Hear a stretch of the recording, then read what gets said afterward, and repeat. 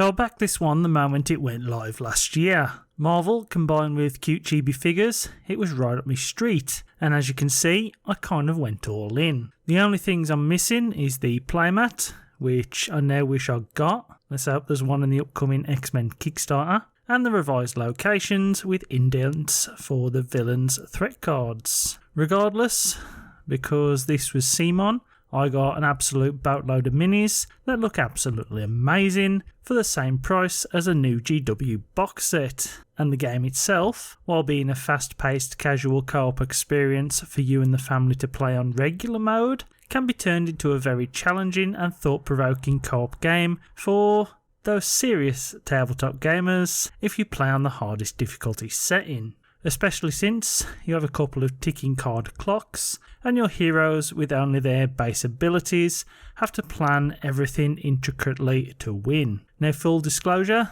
I have only played with the core game heroes against the 3 core villains at this point in time, but I played against the easiest boss Red Skull on the hardest difficulty and only just beat him. Seriously, I was on Fear Track 19, he had 3 health left, and I only had Cap and Iron Man to activate before another villain turn that would have ended in victory for Red Skull. On the hardest difficulty, you really start to see the strengths and weaknesses of each hero, and it is where this game shines its brightest.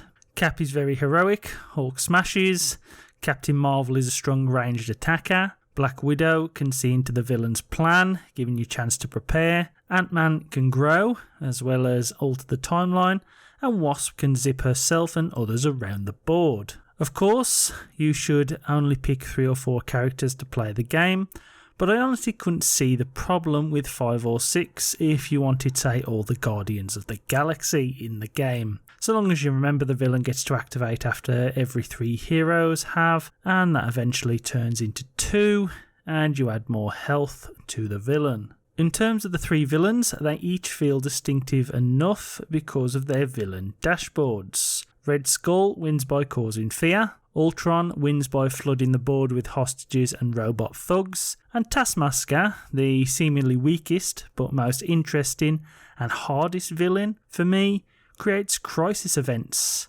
meaning you can't even touch him unless there are no crisis tokens on the board.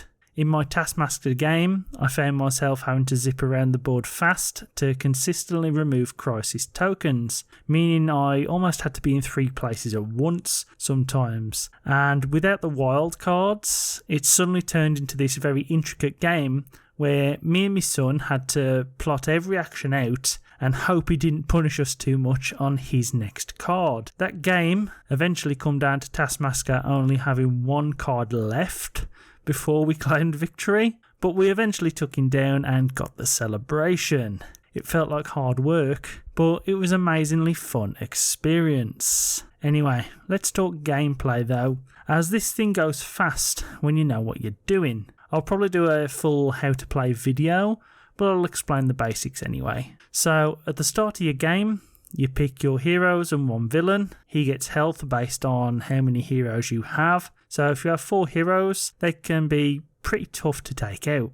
After choosing those, you take 6 of the location cards and put them in a circle, placing threat cards randomly on the bottom and filling in the empty spaces. Shuffle the villains and hero decks and draw 3 hero cards.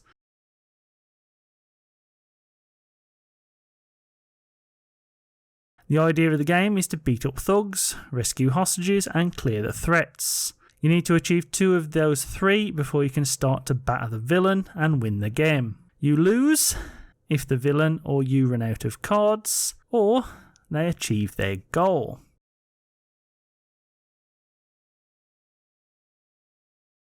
But anyway, you place the villain at a random location, place the heroes directly opposite, and then you're ready to start. The villains always play a card first. The cards show movement, often a BAM, which does different effects as stated on the villain dashboard, and they also tell you where to place more thugs or hostages. The heroes then draw a card and play 1 each, with the villain drawing another card after the 3rd. Your actions can be move, attack, heroic or wild if you have them in your deck, which means you can do any of the first 3 actions depending on the number of wilds you have written on the card. Once you play a card, you can do any of the actions in any order you like, and the next hero will be able to use the same actions as well as their own card actions. Attacks take out thugs and villains, removing 1 health per attack. Movement moves your hero to 1 adjacent space, and heroic actions clear threats, crisis tokens, and rescue hostages. That's the basics of the gameplay anyway, so let's get on to the positives of this game. So with all the character and villain extras I got in the Kickstarter, I feel personally that the combinations of games you can have are pretty endless.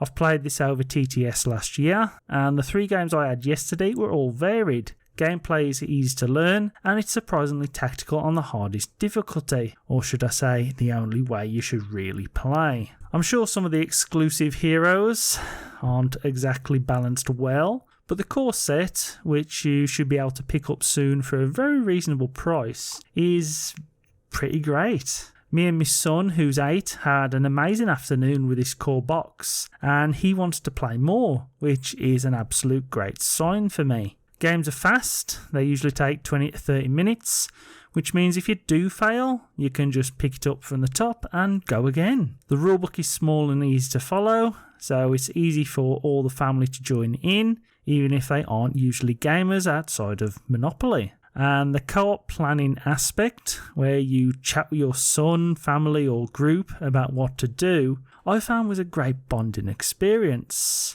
based around a theme that most people know and love thanks to Disney. The models are the perfect size for everyone to enjoy, and the chibi style makes everyone easily recognisable. I honestly can't recommend this game enough, and I think this will be a hot property on eBay when people start playing it. Hopefully they'll do a second run during the X-Men campaign, as I think there's money to be made with this game. That's how good it is. Anyway, on to my negatives, and there is only a couple of nitpicks.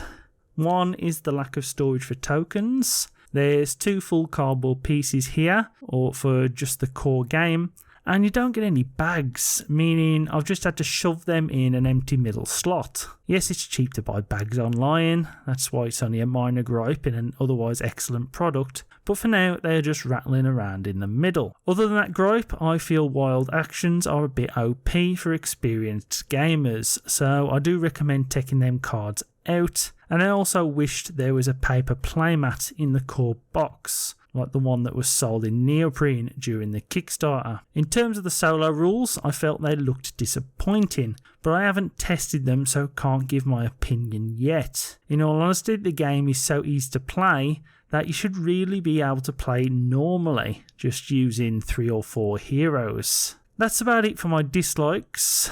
Overall, I think this is a pretty amazing game, and I'll be bringing some of them to this channel whenever I have a go again with my son. I hope you've enjoyed this and might consider picking it up.